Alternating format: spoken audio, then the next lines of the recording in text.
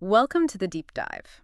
Today, we're plunging into something that sweetens or maybe complicates just about everyone's life, the world of sweeteners. Yeah, it's a topic absolutely swimming in information Hmm. and, let's be honest, often misinformation too. And you came to us with this fantastic stack of sources on this, a really comprehensive breakdown. It covers everything from, basic sugar to some pretty controversial alternatives. It does. It leaves out warnings, benefits, even some very strong opinions in there. Definitely some strong opinions.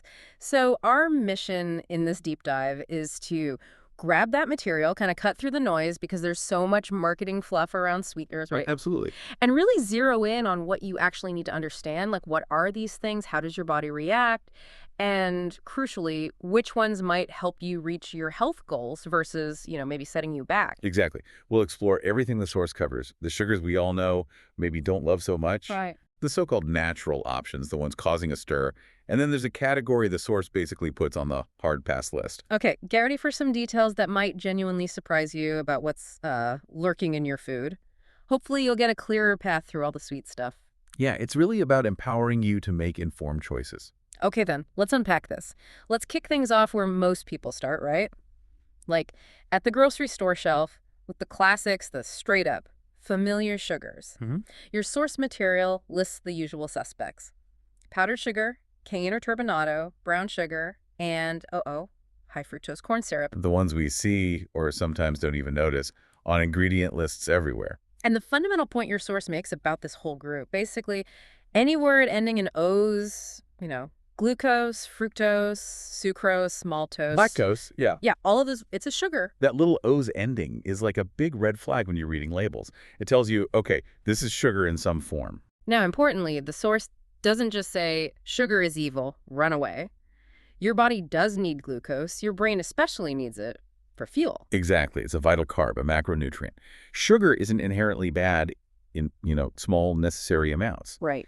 The problem, and this comes up again and again in your material, is the sheer excess, the massive amounts we consume in modern diets. And that constant overload, the source links it directly to a whole cascade of metabolic problems: high blood pressure, cholesterol, triglyceride issues. Diabetes, weight gain, obesity, fatty liver disease. It was a long list. Yeah. So the source looks at these sugars based on a few key things, right? Like impact on weight loss, how much they spike your blood sugar compared to regular sugar. Calories, obviously. Whether they're actually naturally occurring, any known issues, and sometimes if there are any benefits, though often minimal here. And the big takeaway for this group, according to the source, they're generally not your friend if weight loss or fixing metabolic stuff is your goal. Right, because they pack in excessive energy, Right. cause those big blood sugar and insulin spikes.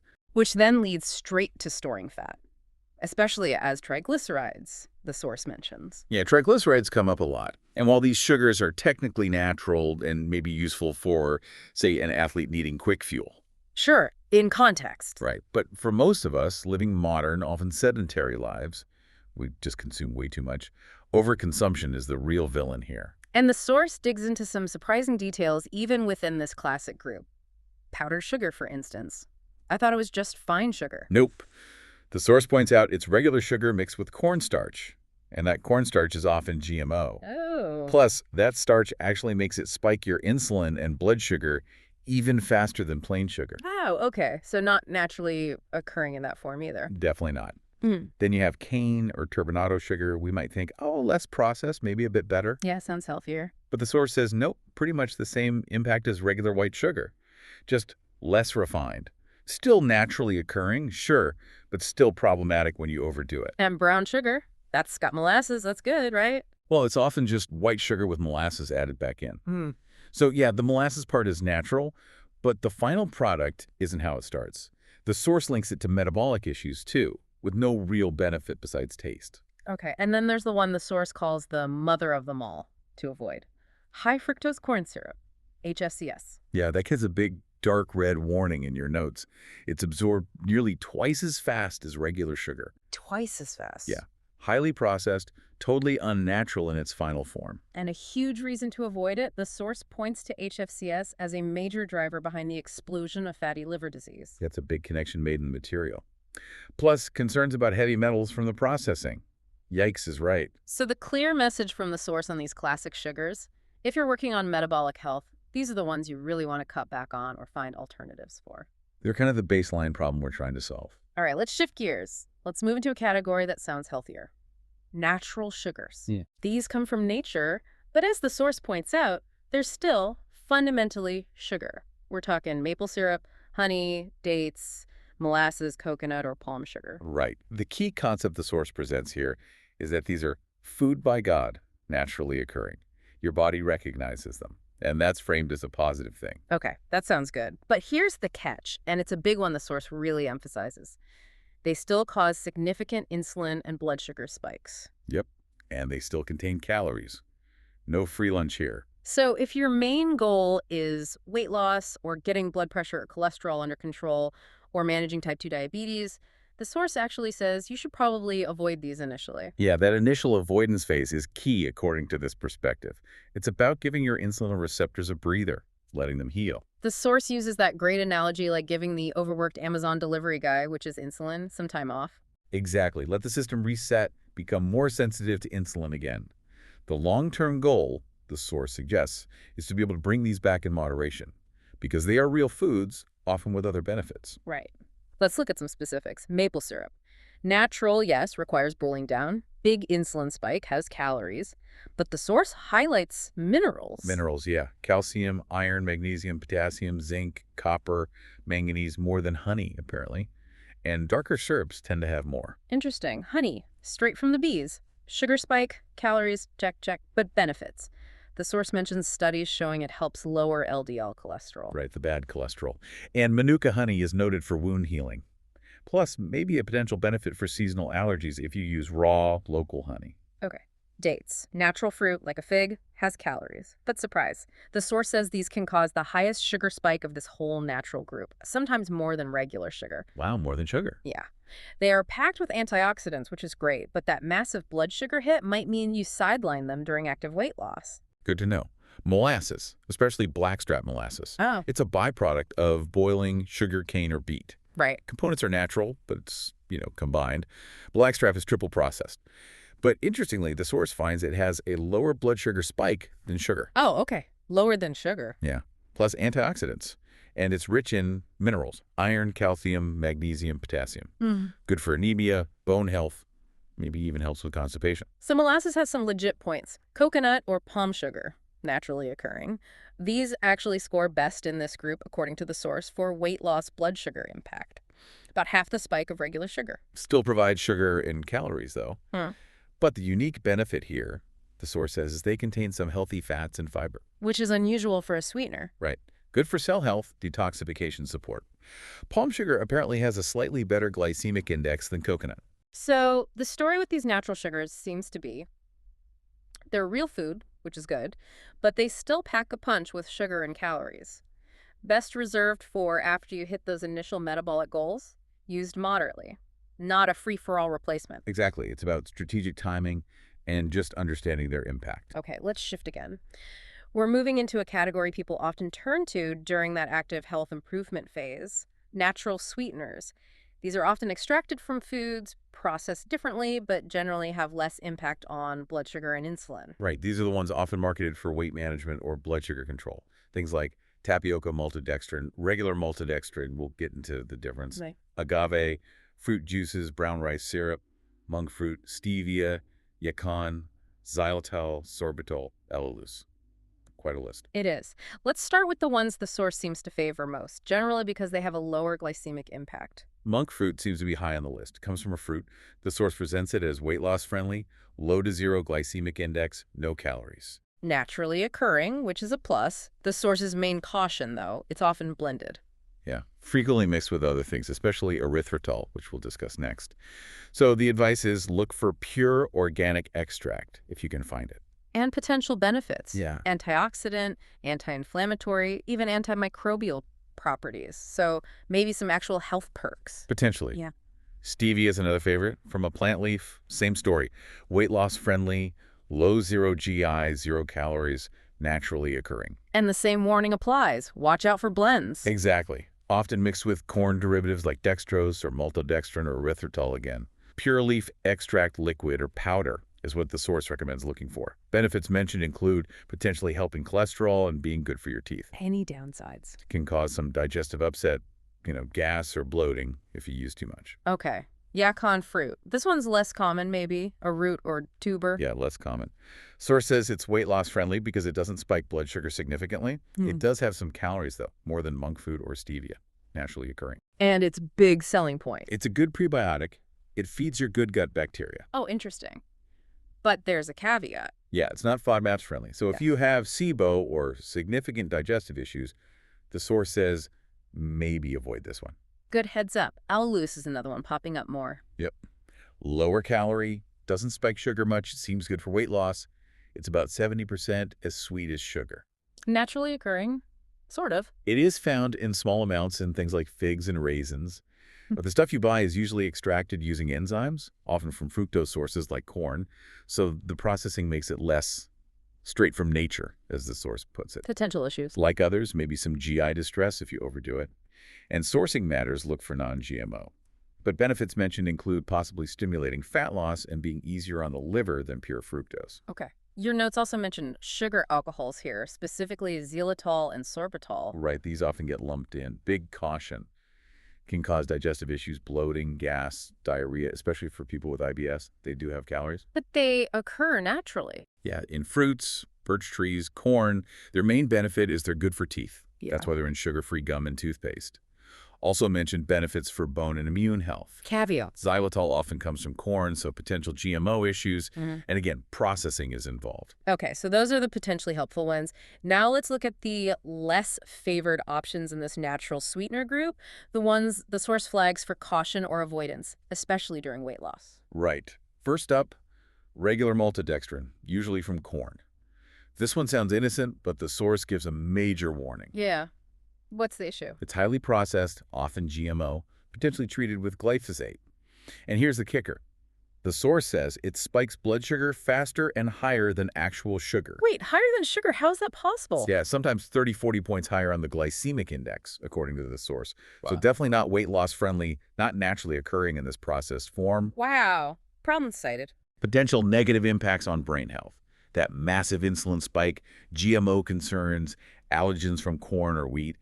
Athletes might use it for quick fuel, but the source worries about the chemicals involved. So watch out for maltodextrin on labels. Is there a better kind? The source mentions tapioca, or cassava maltodextrin, derived from a root instead of corn grain, as a preferable alternative source. Okay.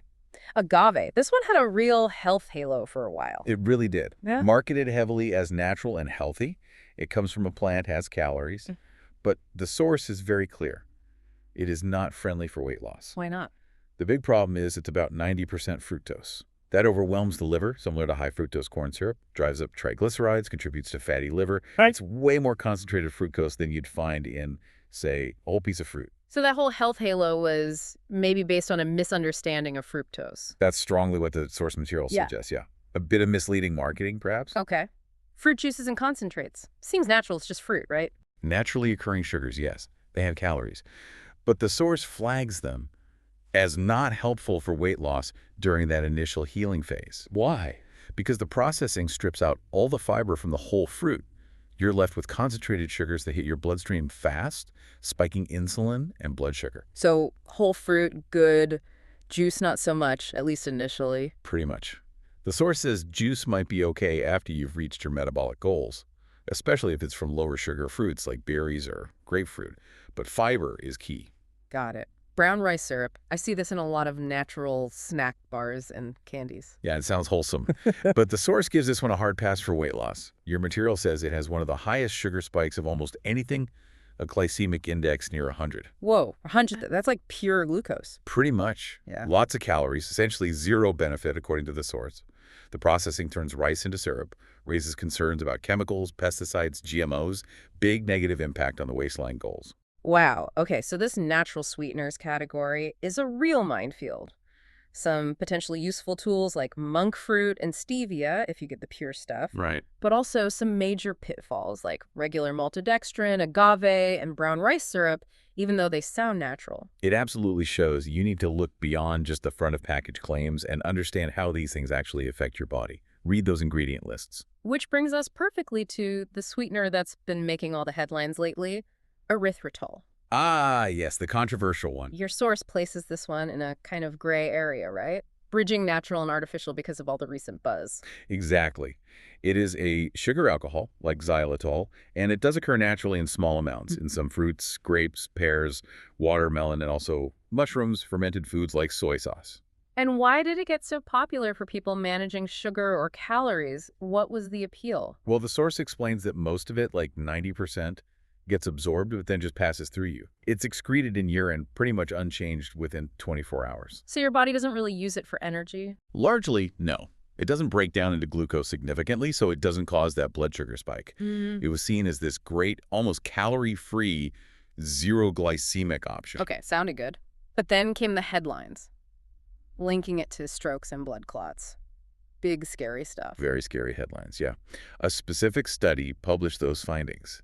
Now, your source material dives into this study pretty critically. That's so. It emphasizes that the study found erythritol present in the blood of people who already had significant risk factors for cardiovascular events, like heart disease or diabetes. Ah, so it didn't prove the erythritol caused the clot. Exactly. The source hammers home the difference between correlation finding two things together and causation proving one thing caused the other. The source used that great analogy. Yeah, the milk one. Finding that 100% of prisoners drank milk as kids doesn't mean milk causes crime. It just means most kids drink milk. That really clarifies the logical leap. It does. The source also points to conflicting research. It mentions another study where feeding people 20-30 grams of erythritol daily for several days actually showed improved blood vessel function. So opposite findings. Directly conflicting, yeah. And then the source material gets into the funding and potential conflicts of interest surrounding the controversial study. Right. It mentions the lead researchers reported ties to pharmaceutical companies, patents for gut health drugs. And payment from the research company that released the study. The source suggests all this muddies the water, potentially indicating bias or maybe sensationalism in how the findings were presented. It also puts the risk in perspective, doesn't it? Comparing it to other things. Yeah, it points out that common things like birth control pills or certain antidepressants have known documented links to increased blood clot risk, often with higher stated risk factors. But they didn't generate the same media firestorm. Exactly. It highlights a discrepancy in the scale of risk versus the scale of media attention. So, after digging into all that, what's the source's final take on erythritol? Should we be worried? The conclusion seems to be this: the naturally occurring erythritol found in whole foods. Probably not the issue. It might even have some antioxidant benefits on its own. Okay, so the concern is the stuff we buy in bags or find in processed foods. That's the focus. The mass-produced, heavily processed, synthetic erythritol, often made from GMO corn through complex chemical processes. The worry is these versions might contain residues or additives. Things that could cause inflammation. Right. Inflammation, potentially stressing the cardiovascular system, especially if someone already has underlying issues. So if you see organic, non-GMO erythritol, maybe in small amounts in your monk fruit blend, the source suggests that's likely okay in moderation. That seems to be the nuanced position. It's kind of in the middle. Certainly better than the purely artificial chemicals we're about to discuss. But maybe not the absolute best choice, especially in large amounts from unknown sources, or if you have pre-existing heart problems.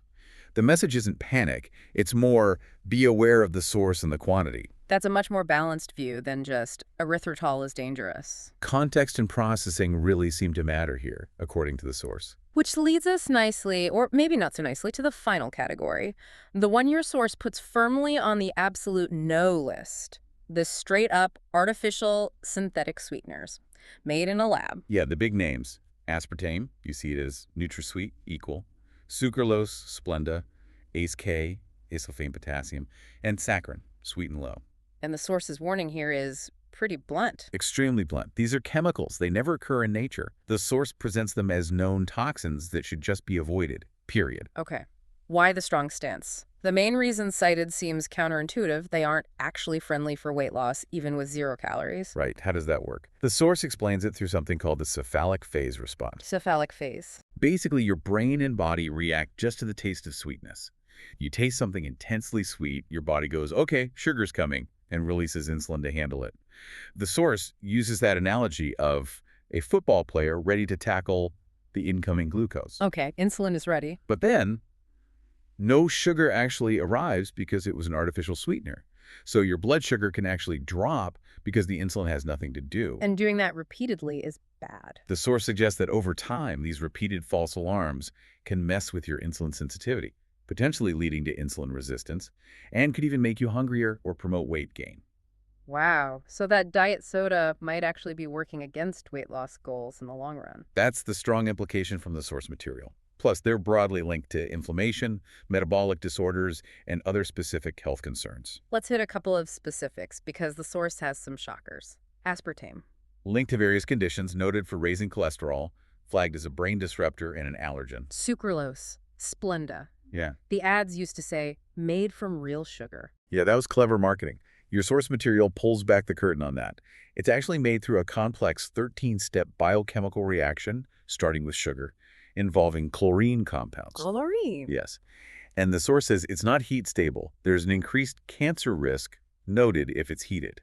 So putting Splenda in your hot coffee or baking with it, that's the riskiest way to use it? According to this source, potentially, yes. Heating can apparently break it down into harmful compounds.